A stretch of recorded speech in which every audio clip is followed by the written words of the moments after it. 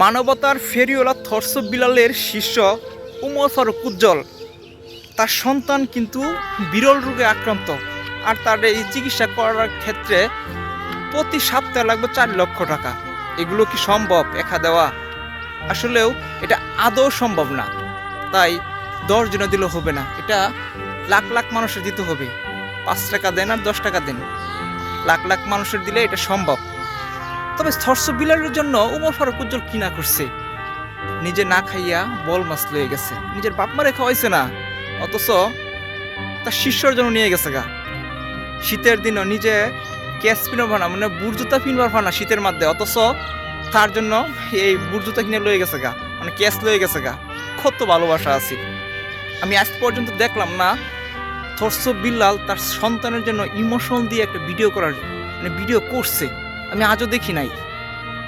উমর ফারুক উজ্জ্বল জনপ্রিয় মানবতার ফেরিওয়ালা জামালপুরের জুয়েল ভাই, তাকে নিয়ে উল্টাপাল্টা অনেকগুলো ভিডিও বানাইছে, অথচ তার ছেলের জন্য তার জন্য একটা ভিডিও বানাইছে এবং অনেক টাকাও তুলে দিয়েছে। যাকে তো ভালোবাসলো, যাকে এত মহব্বত করলো, তার ছেলের জন্য সে কি করলো? এই থরস বিলাল কি করলো?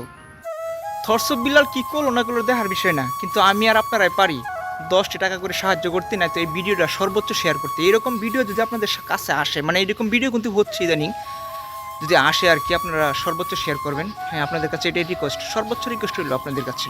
বিল্লাল কি করলো না গুলো দেখার বিষয় না, ওর দরকার নাই। থরস বিল্লাল ভিডিও বানাইতো, ইমোশনাল ভিডিও বানাইতো, কিন্তু যদি উমর ফারুক উজ্জ্বলের ছেলে যদি ভাইরাল থাকতো, সবাই তার স্যাররা চিনতো, তার যদি ব্যবসা যদি হইতো, কিন্তু উমর ফারুক উজ্জ্বলের স্যারার মুখ তো সবাই চিনে না। হ্যাঁ, তার জন্যই কিন্তু আর ভিডিও বানাইলো না।